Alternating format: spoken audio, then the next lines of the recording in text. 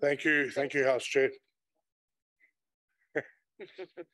Honourable Chairperson, Honourable Deputy Minister, Honourable Members, fellow South Africans, good day. The theme of today's debates is advancing our collective efforts. Member. Yes. My extreme apology to you, Honourable Brauteseth. I just wanted to raise, House Chair, that we should establish a principle in an event a member was having 6 minutes remaining and this technical glitch that occurs. We should be considerate that the country is going through difficult situation. It could not be because of a member, but it could be because of issues of connectivity. I'm just saying the table should advise in an event that the bulk of the statement of the member may not have been captured, it will reflect back in the House. While I'm not addressing those that are forever absent in the House, I'm relating to those that are contributing. Thanks.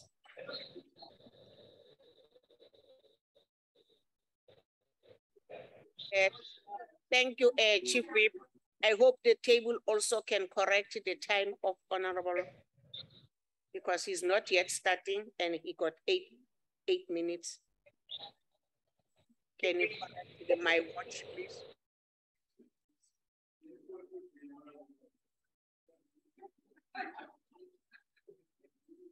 Okay, Honorable Member, you can start. Thank you. I'll continue from where I was, House Chair. So the theme of today's debate is advancing our collective effort to enhance oversight and accountability in local sphere of government. There was also an emphasis on cooperation between the different spheres of government. Whilst many colleagues today chose to spend time working on theoretical solutions, I, with authorization of my caucus, chose to evaluate this debate's theme on the ground. As I hail from eThekwini, it was obvious that I would focus on the sewage literally hitting the fan after 5 months of hapless planning and mismanagement on the part of the ANC-led municipality. You may call it a case study, if you will. A case study on bad planning. The bottom line is that when you consider the relationship between different spheres of government, you have to plan, plan, plan. As the saying goes, if you fail to prepare, you prepare to fail. When you plan, you consider the scenarios, many of which have not even happened, but might happen. Then you pull on all the stakeholders involved, all government departments, all professionals, all role players, all civil society organs, all NGOs. You pull in the resource people and plan to minute detail the resources available. And then you obsessively plan out every last detail involved, every last detail. And you make no assumptions, none whatsoever. From this process, you develop a standard operating procedure which can be activated immediately and put into implementation. Over the past months and the few days, I've spent time assessing damage to infrastructure in Mbilo, Tongaat, Manzantoti, Ugu, Mhloti, and Mhlanga. Frankly, there is evidence of continued uncontained sewage everywhere. What is painfully evident is that there has been a complete lack of planning.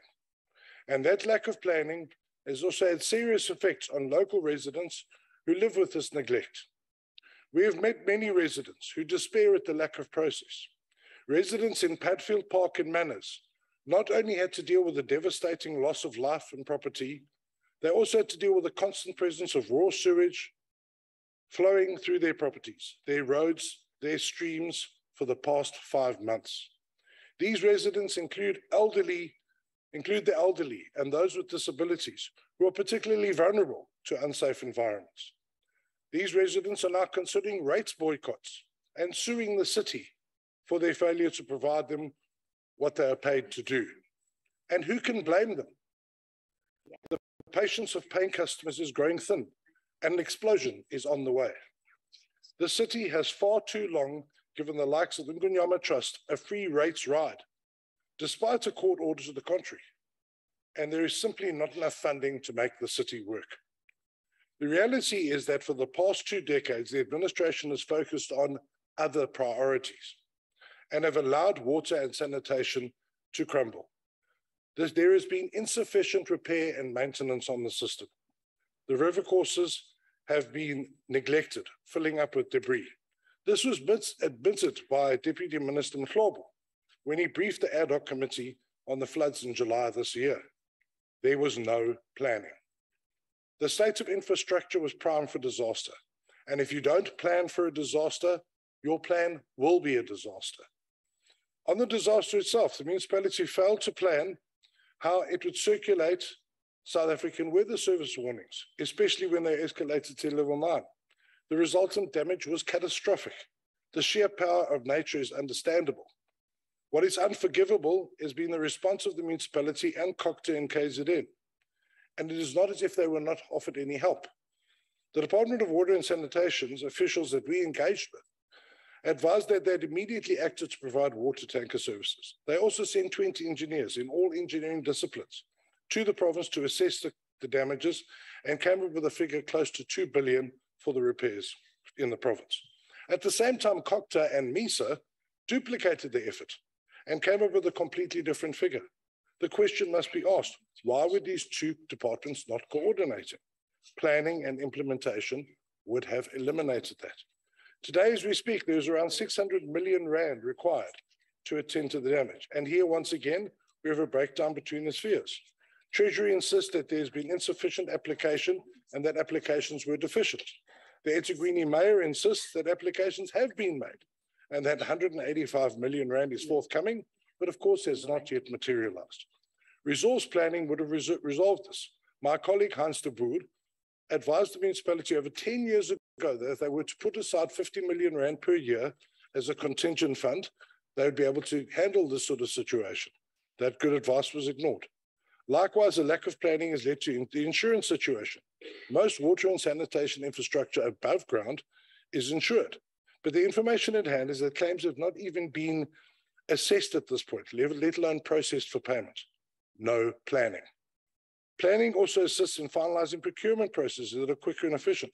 Right now, the process is laborious and long. We have lost our ability to act quickly, to respond to a disaster. While some see the pain of fellow South Africans, others see the opportunity to make ill-gotten gains out of their misery. As a result, the real-time audits done by the Auditor General during the crisis, whilst good in the corrupt environment created by the ANC, it has also slowed down the process of distributing water tankers. A lack of prior planning has led to the Department of Water and Sanitation issuing directives against municipality to fail to comply with the Water Act. And if you think all of this is fanciful thinking, if you think that I'm standing here talking about blue sky and planning, I can assure members that less than 20 kilometers away from this very house is the Western Cape Disaster Management Center. There you will find a full facility with number and numerous officials who are professionals in their own right, who spend every single day obsessing and planning and mitigating risk. When you go to their facility, you will see a room half the size of this perhaps, but every single wall is covered with television screens, so you can see every single thing that's going on in the province. That is how you plan. They make real response and real recovery a reality. You see, members, the DA believes that when you fail to prepare, you prepare to fail. And that's why we get it right. That same disaster management center helps out the National Disaster Management Center. They learn from each other. The ANC government either learn from us or get out of the way and let us do things properly. It's their choice. If they don't wake up, 2024 is coming. We are prepared. Siyabongela.